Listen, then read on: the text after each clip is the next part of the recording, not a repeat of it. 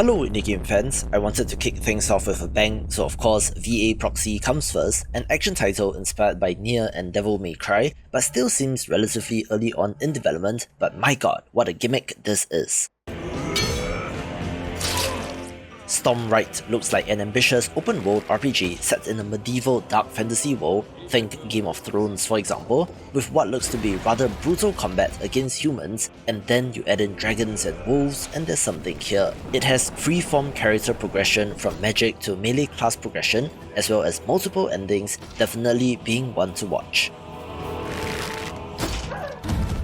This video is brought to you by First Dwarf, an action RPG with base building elements set in a fantasy world, and is the spin-off of the strategy title Driftland: The Magic Revival from the same developer. The planet of Driftland is no more, as a result of a mage war between the four factions, shattering the land and creating floating islands in the sky. And while among the cataclysm the dwarves survive, time is running short, which leads them to use their airships to send expeditions to the islands in search of critical resources. This is where you come in, play as a dwarven scouting engineer in a mech, exploring, surveying the land, constructing a base and gathering resources, with there of course being enemies and threats that you need to fend off. There's a larger narrative about finding out the truth of our hero's father's past, as well as ancient secrets to uncover. You can even control a dragon to scout and explore, with the game combining intense third-person action with the compelling gameplay loop of getting resources, constructing buildings, getting upgrades to get more resources, and so on. So if interested,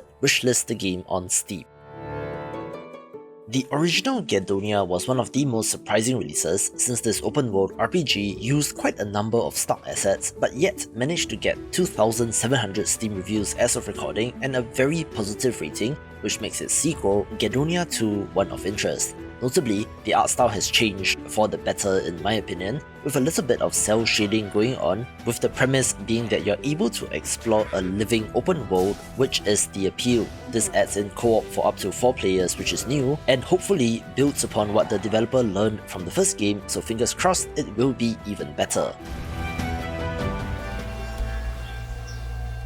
There are a number of crossover action RPGs which I wasn't quite sure where to place, since in Bellwright, for example, in addition to third-person combat in a medieval world, there are survival and village building elements such as chopping trees, hunting, building, and managing the other villagers, but at its core seems to be focused on the third-person combat, which is why I slotted it in here. You have been framed for the murder of the prince, and have been laying low, having to build up your strength first and then to clear your name.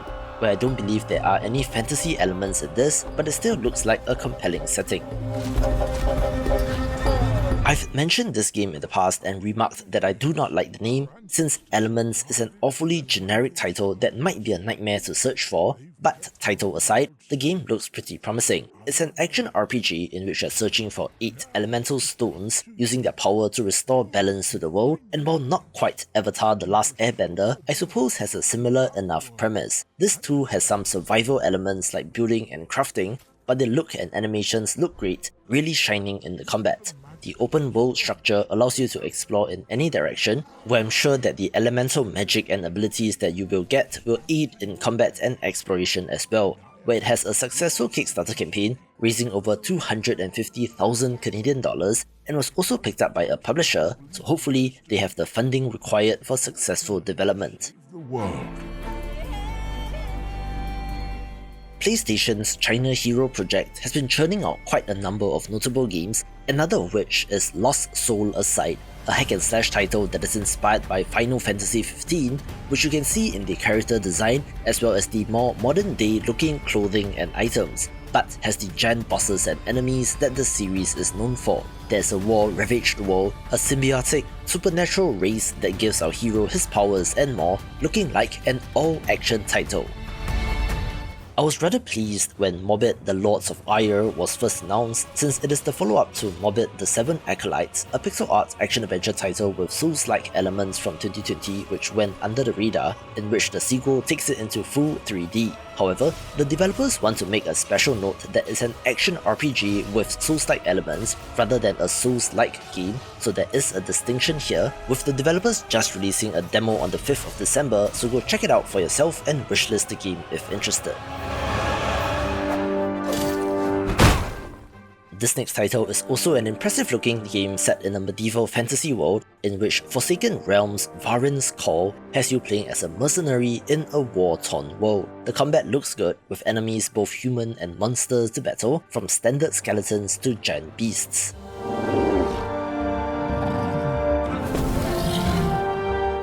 There are plenty of options available for combat, from swinging around a giant battle axe to being an archer to a mage summoning fire from your hands, all as you explore this handcrafted world, where I do think it's difficult to innovate in this space. Just count how many games that have this exact setting already mentioned, so let's see if they can come up with anything fresh.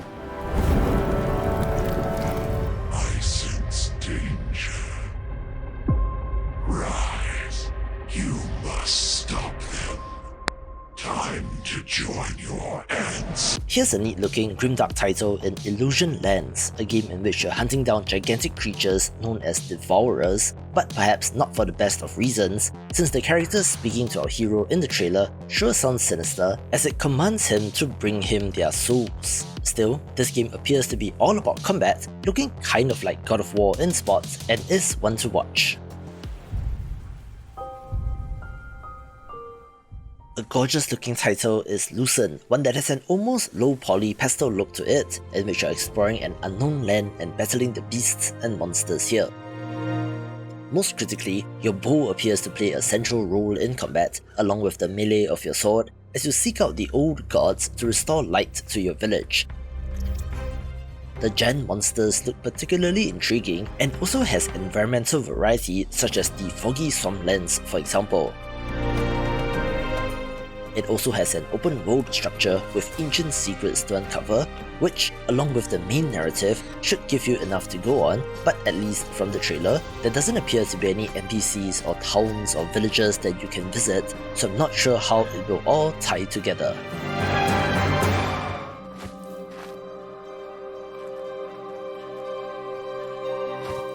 I couldn't help but notice the similarities in character design of the protagonist in Luminary and that of Aloy from Horizon, so I'm not sure what the intent of the developer is, but then the game shows that there is character customization in this open world RPG. There is, however, procedural generation of the world, which promises new experiences whenever you start the game, but on the flip side, I'm not sure if full procedural generation is the best idea for this type of game, since it might lead to endless stretches of nothingness. The goal apparently in each playthrough is to find and destroy a gigantic monster known as the Dreadnought, which you can gradually weaken by bringing down the level of dark magic in the world, but might be able to bum rush it when the game begins if you're good enough. There's also co-op support, so that might be fun, and it does look great, where perhaps most concerning is the overall structure that might not feel like an epic open world title, so we'll have to wait and see.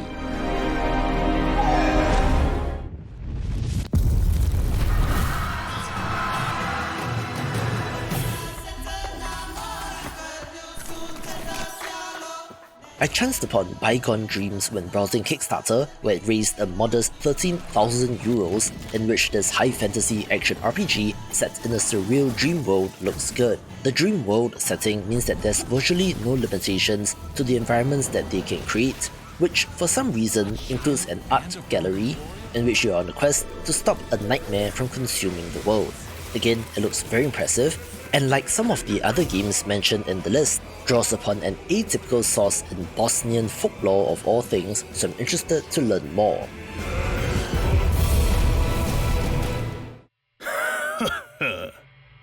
Katanaを振り回す愚かなジャパンガールか。すっきりさせてやろうか、ボスさん。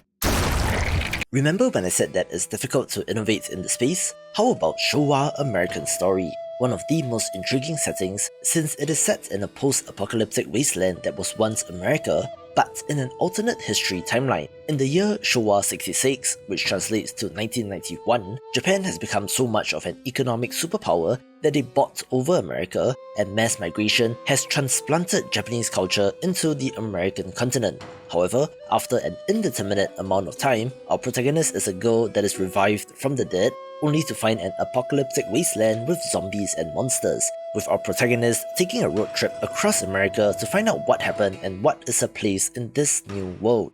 As such, the setting alone is one of the most interesting that I have come across, and while it pays tribute to 80s pop culture, which I'm not really familiar with, the minute-to-minute action looks good, not to mention the central mystery as well.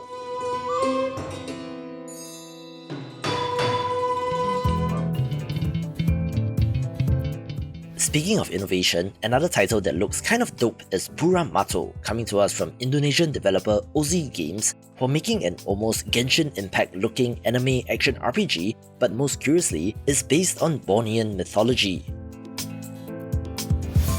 Borneo, in case you didn't know, is the third largest island in the world, which is shared by 3 countries in Malaysia, Indonesia and Brunei, and of course has their own traditions, culture and folklore. So to see a game draw from it is interesting, since it is always nice to see more variety in games.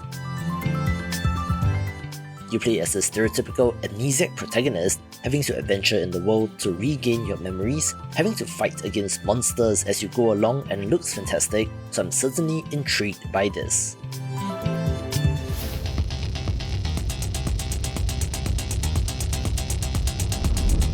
Here's another weird title in Combustion, one that immediately grabbed attention due to the visual style which apes the PSX era of 1997. Set in a world of furries, with you playing as a rookie cop hunting down a serial killer. It's a dangerous world with terrorist organizations and criminals, resulting in an epic struggle against crime, but for the visual style alone, this gets on the board.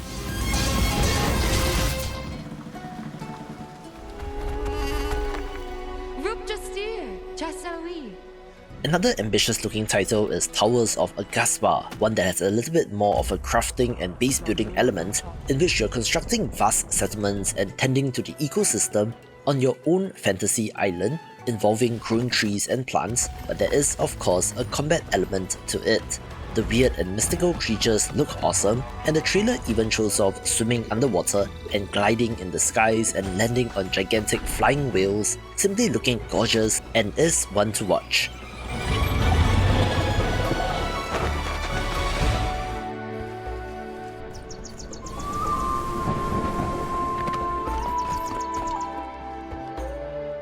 Yes, we're back to another medieval fantasy setting, in which I think Ars Notoria looks promising as well, being a self-described survival action RPG in which you're hunting down powerful possessed monsters. Of course, the comparison will be made to Valheim, which is a very high bar, but this sure looks to be going in that direction. I'm not saying it's going to be the next Valheim, but it looks ambitious and it's worth a shot, so let's see on the execution.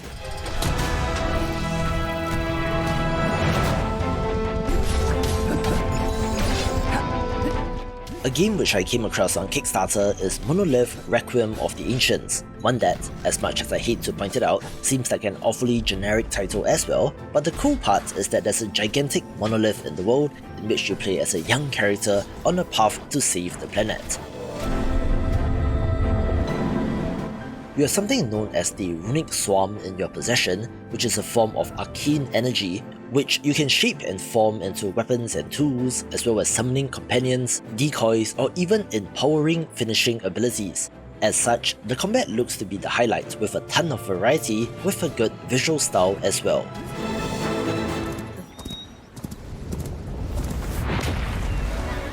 This next title made quite the splash at Gamescom, in which Where Winds Meet is a Chinese wuxia or martial arts themed title in which you play as a swordsman during the Ten Kingdoms period, where an entire dynasty is on the brink of collapse. The warring factions and devastation to the world will provide ample opportunity for our hero, with the visuals in this looking to be top notch. As China opens up even more, there will be a whole bunch of games from Chinese developers, both in the indie and AAA space, so it's interesting to see what they will come up with. Our world is in Chaos. The gods and their armies of the dead seek to rule over everything we call home. I'll be damned if I let that happen. here's quite the interesting title in Flintlock: The Siege of Dawn, an open-world action RPG in which you battle gods and their minions, helping out in humanity's last stand.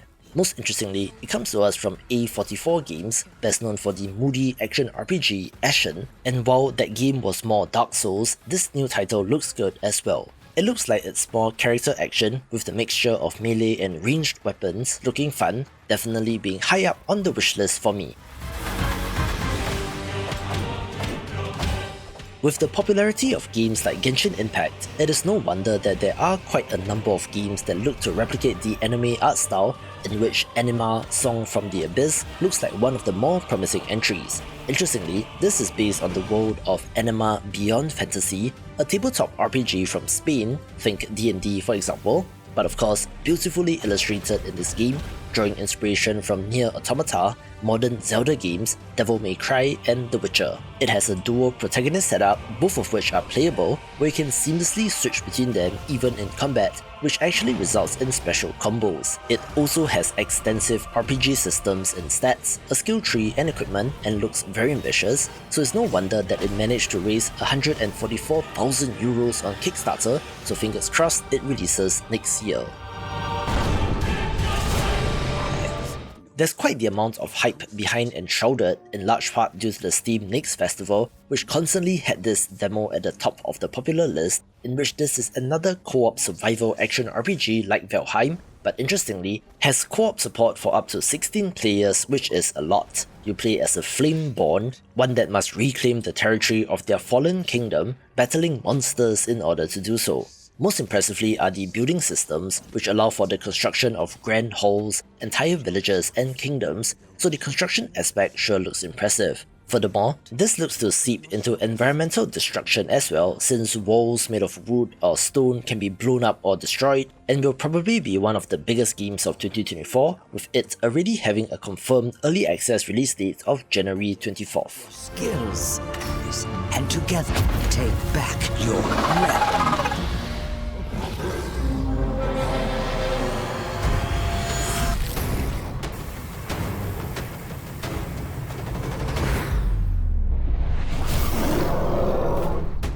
I'm excited for this next title primarily due to the pedigree, coming to us from Massive Damage, the developer who made Halcyon 6 and Star Renegades, and while I'm sad that this is not pixel art, Farah, the Sundered Tribes is a monster hunting action RPG that looks kind of sick. It is an interesting post-apocalyptic fantasy world of untamed magic and ancient secrets in which you're free to explore, even adding on a village management and upgrading aspect, which I believe is the main hub for progression. The giant monsters look awesome as well, and I like it that they went for a more stylized look as compared to Monster Hunter, but it's an ambitious swing, so I wish the developers all the best.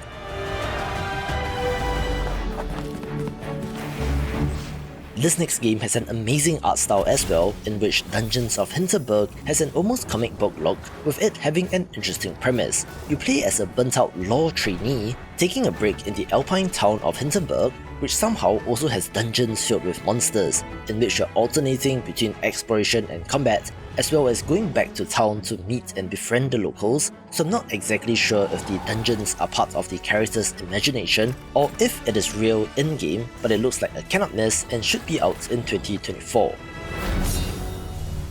I'm so very excited to share this next game, which comes to us from the developer of Ita and House of God, in which I saw gifs of this on Twitter and immediately added "We Kill Monsters" to my wishlist. While not much combat is shown off in the trailer, you play as a homunculi exploring a massive pit filled with monsters, made in Abyss style, looking to have in-depth world building and lore, as well as intense combat, with an emphasis on stalking and tracking. But if you're looking for action RPGs like Diablo, watch this video for the best.